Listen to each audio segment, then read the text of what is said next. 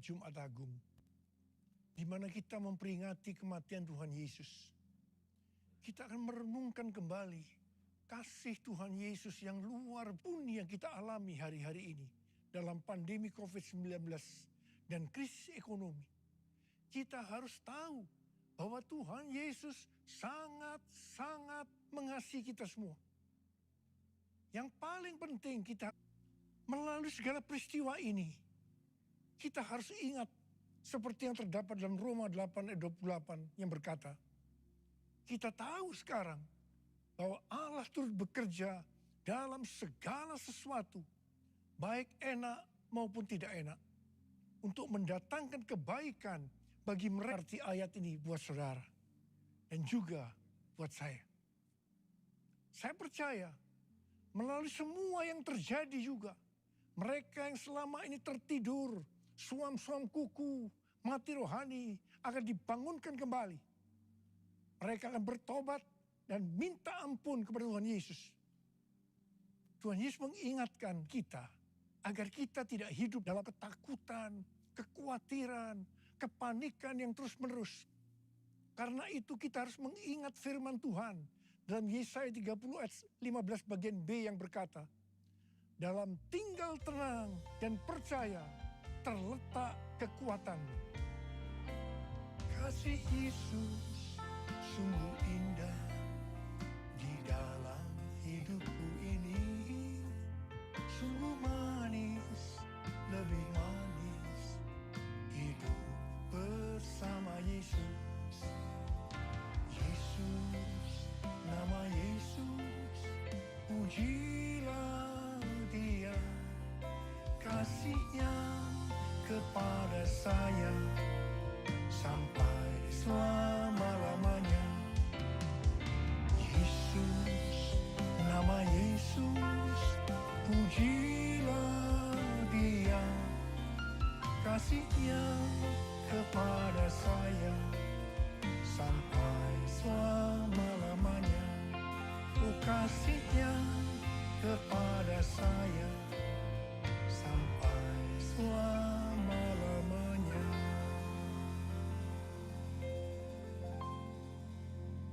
Alkitab berkata, Yesus mati karena dosa-dosa kita. Dia dikuburkan, tetapi pada hari yang ketiga Dia dibangkitkan. Alkitab berkata, semua orang telah berbuat dosa dan telah kehilangan kemuliaan Allah. Upah dosa ialah maut, mati kekal selama-lamanya, tempatnya di neraka. Neraka adalah tempat yang sangat mengerikan. Jangan sampai masuk neraka. Karena itu Tuhan Yesus datang ke dalam dunia ini untuk menyelamatkan kita semua. Bagaimana cara Tuhan Yesus menyelamatkan kita? Alkitab berkata, Tuhan Yesus yang tidak mengenal dosa, dijadikan dosa oleh karena kita. Supaya di dalam Dia, yaitu mereka yang percaya kepada Tuhan Yesus, dibenarkan oleh Allah. Apa arti daripada ayat ini? Tadi dikatakan, semua orang telah berbuat dosa dan telah kehilangan kemuliaan Allah. Upah dosa ialah maut, mati. Jadi Tuhan Yesus harus mati menggantikan saudara dan saya. Kalau kita melihat cara mati Tuhan Yesus, saya katakan sangat-sangat tidak manusiawi. Alkitab menuliskan ada 10 tahap penderitaan Tuhan Yesus dari Taman Getsemani sampai Golgota. Sangat mengerikan. Tahap yang pertama, ketika berada di Taman Getsemani, Tuhan Yesus berdoa kepada Bapa dalam keadaan ketakutan. Sampai peluhnya seperti tetes-tetes darah yang jatuh ke tanah.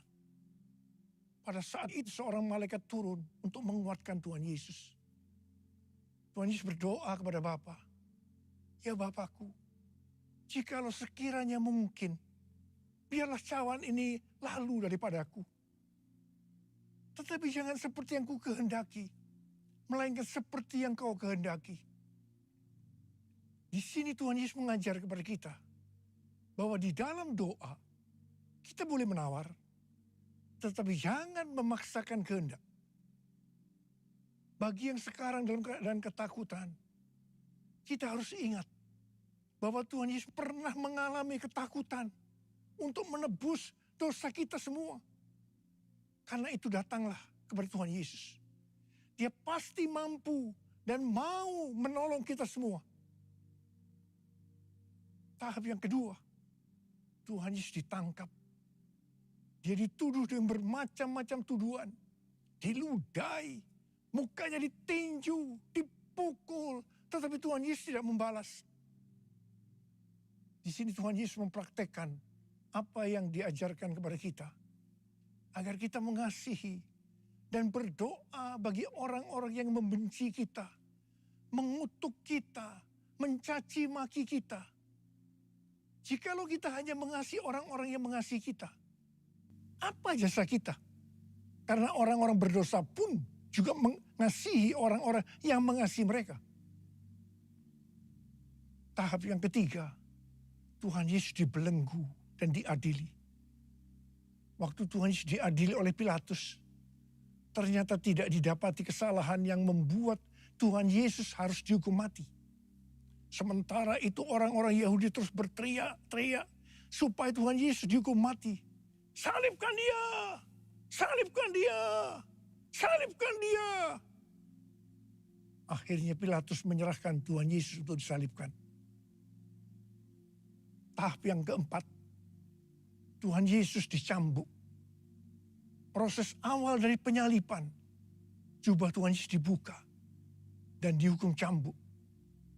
Dua algojo bergantian menghunjamkan cambuk ke punggung Tuhan Yesus. Ujung cambuk itu terbuat dari potongan tulang dan potongan besi. Tiap kali cambuk itu dihunjamkan ke punggung Tuhan Yesus, itu menimbulkan luka yang dalam. Tuhan Yesus berteriak-teriak kesakitan. Darah Tuhan Yesus bercucuran. Tuhan Yesus bermandikan darah. Tahap yang kelima, kepala Tuhan Yesus diberi mahkota duri.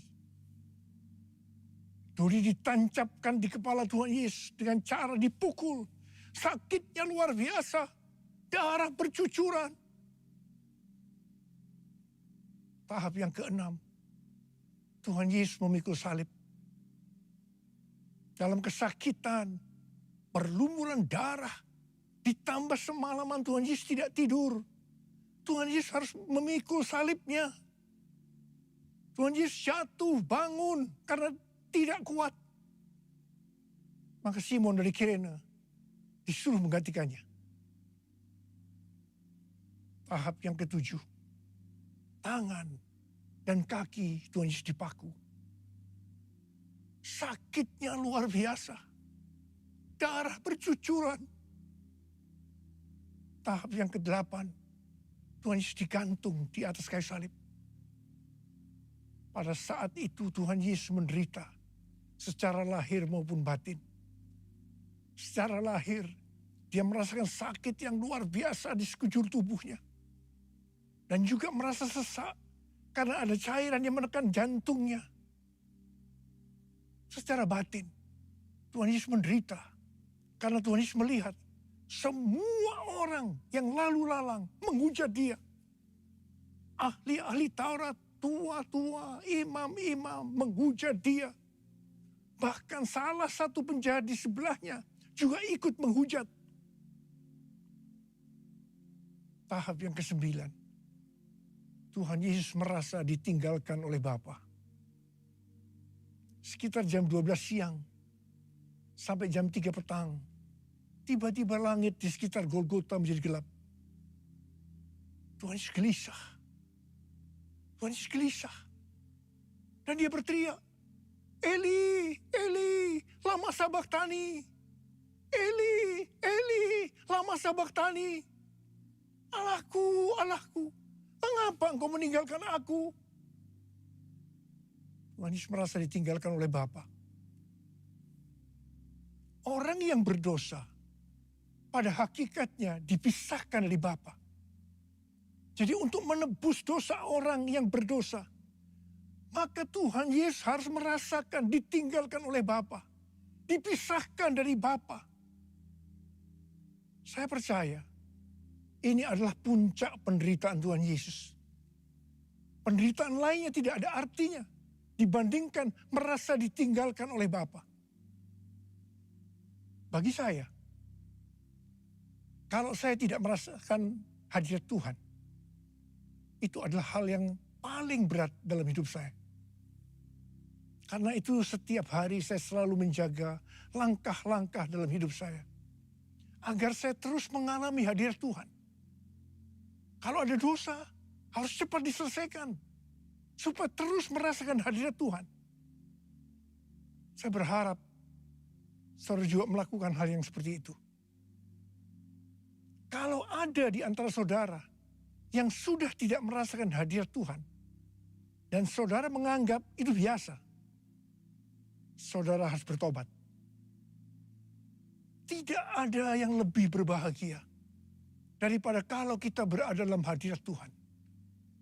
Sebab Alkitab berkata, di hadapanmu ada sukacita berlimpah-limpah. Artinya di dalam hadirat Tuhan ada sukacita dan kebahagiaan yang berlimpah-limpah. Tahap yang ke-10. Tuhan Yesus berkata, sudah selesai. It is finished. Ya Bapa, ke dalam tangan-Mu lah kuserahkan nyawaku. Lalu Tuhan Yesus mati. Tak terukur kasih-Mu Yesus, Kau telah mati gantikan diriku. Kau curahkan darah-Mu untuk tebus dosaku. Layaklah Kau Tuhan dipuji dan disembah dengan segenap hatiku. Layaklah Kau Tuhan dipuji dan disembah dengan segenap jiwa ragaku. Dengan segenap jiwa ragaku. Dengan segenap jiwa ragaku.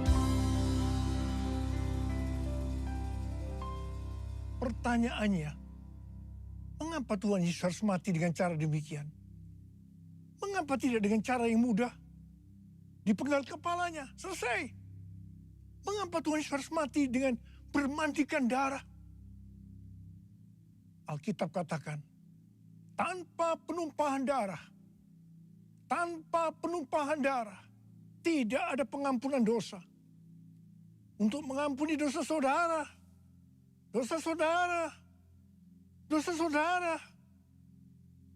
dan dosa saya, Tuhan Yesus harus mati dengan cara demikian. Selain itu, apalagi yang Alkitab katakan dengan cara mati Tuhan Yesus yang seperti itu? Yang pertama, penyakit kitalah yang ditanggungnya. Yang kedua, penderitaan kita yang dipikulnya. Dan oleh bilur-bilurnya kita disembuhkan. Oleh bilur Yesus ku disembuhkan. Oleh bilur Yesus ku disembuhkan. Oleh bilur Yesus ku disembuhkan. Haleluya, amin. Oleh bilur Yesus ku disembuhkan. Oleh bilur Yesus ku disembuhkan. Oleh bilur Yesus ku disembuhkan. Haleluya, amin. Haleluya, amin. Haleluya.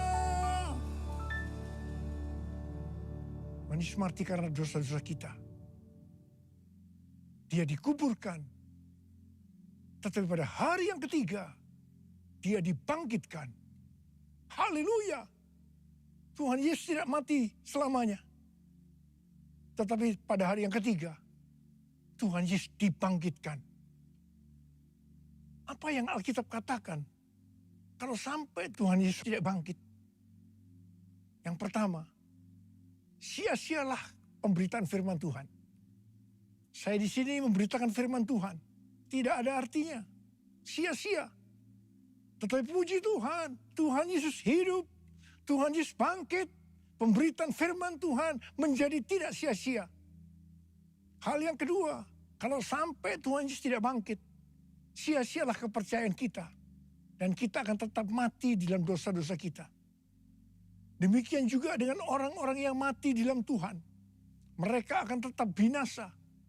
Tetapi puji Tuhan, Tuhan Yesus bangkit. Kita tidak akan mati di dalam dosa-dosa kita. Tetapi kita akan bersama-sama dengan Tuhan Yesus selama-lamanya. Haleluya. Dan hal yang ketiga, kalau sampai Tuhan Yesus tidak bangkit, kita adalah orang-orang yang paling malang dari segala manusia. Tetapi puji Tuhan, Tuhan Yesus bangkit. Kita bukan orang-orang yang paling malang, tapi justru orang-orang yang paling beruntung dari segala manusia. Ada berapa banyak di antara saudara, orang-orang yang paling beruntung dari segala manusia? Saudara yang katakan, sebab dia hidup, ada hari esok. Sebab dia hidup, ku tak gentar, karena ku tahu dia pegang hari esok. Hidup jadi berarti sebab dia hidup. Hidup jadi berarti sebab dia hidup. Hidup jadi berarti sebab Yesus hidup. Karena Tuhan Yesus hidup, maka ada hari esok. Karena Tuhan Yesus yang pegang hari esok saudara dan saya, dia hidup. Dia berkata kepada kita, jangan kamu takut, jangan kamu khawatir, jangan kamu panik. Karena Tuhan Yesus hidup, maka mujizat-mujizat yang dilakukan oleh Tuhan Yesus 2000 tahun yang lalu masih ada sampai dengan hari ini. Orang buta melihat, orang lumpuh berjalan, orang tuli mendengar, orang mati dibangkitkan, orang kusta menjadi tahir, dan kepada orang miskin diberitakan kabar baik. Karena Tuhan Yesus hidup, kita akan melihat Pentakosta yang ketiga akan digenapi. Di mana melalui semua peristiwa yang sedang terjadi saat ini, penuaian jiwa yang terbesar dan yang terakhir sebelum Tuhan Yesus datang kembali terjadi. Bangkitnya generasi Yeremia, yaitu generasi anak-anak muda yang dipenuhi dengan Roh Kudus, cinta mati-matian kepada Tuhan Yesus, tidak kompromi terhadap dosa, dan akan memenangkan banyak jiwa. Kepada kita, orang yang sungguh-sungguh dengan Tuhan, akan diberikan kuasa untuk menyelesaikan amanat agung Tuhan Yesus.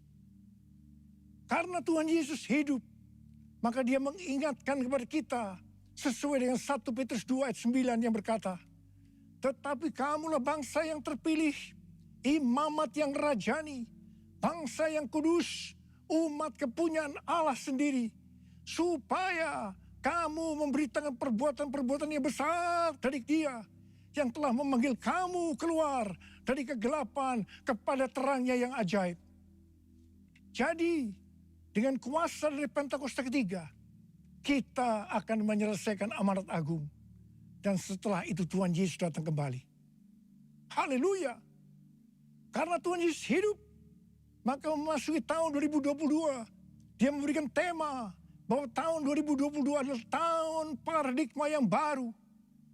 Kita diminta untuk tidak mengingat-ingat hal-hal yang dulu. Sebab Tuhan sedang membuat sesuatu yang baru dengan cara yang ajaib. Tuhan akan menolong kita untuk memecahkan masalah-masalah yang kita hadapi dalam seluruh aspek kehidupan kita. Dengan cara yang baru atau paradigma yang baru. Tuhan mengingatkan agar kita yang sudah percaya dan lahir baru tidak lagi hidup dengan paradigma yang lama atau paradigma duniawi. Kita harus mengarahkan pandangan kita ke depan dan berlari-lari kepada tujuan, Yang artinya mengejar meskipun menderita untuk mendapatkan mahkota. Masuk surga dengan hadiah, yaitu mahkota surgawi. Darah-Mu Yesus sucikan daku. Darah-Mu Yesus bebaskanku. Darah-Mu Yesus ubahkan daku. Ku dijadikan baru. Darah-Mu Yesus, darah-Mu Yesus sucikan daku. Darah-Mu Yesus bebaskanku. Darah-Mu Yesus ubahkan daku. Ku dijadikan baru. Ku dijadikan baru. Ku dijadikan baru. Mari saya ajak kita angkat tangan di hadapan Tuhan. Mari kita katakan, Yesus, Yesus, Kau berarti bagiku. Yesus, Yesus, Kau segalanya bagiku. Yesus, Yesus, Kau berarti bagiku. Yesus, Yesus, Kau segalanya bagiku. Kau segalanya bagiku. Kau segalanya bagiku. Angkat tangan saudara. Kita berbahasa roh sama-sama. Sembah Dia. Uriana makana mayara laba sandera laba laba laba. Ora la la la la la la la la la la la la la. Ora la la bara bara bara bara bara bara bara bara bara bara. Oh Tuhan Yesus, Tuhan Yesus, Tuhan Yesus. Oh ya la la bala bala bala. Berkati anak-anak-Mu Tuhan. Berkati anak-anak-Mu semua. Mereka sedang mengangkat tangan di depan Tuhan. Berkat-Mu melimpah buat mereka. Berkat-Mu melimpah. Terima berkat Tuhan. Terima berkat Tuhan. Terima berkat Tuhan. Terima kasih. Tuhan terima kasih. Tuhan terima kasih. Tuhan terima kasih. Tuhan terima kasih dalam nama Yesus.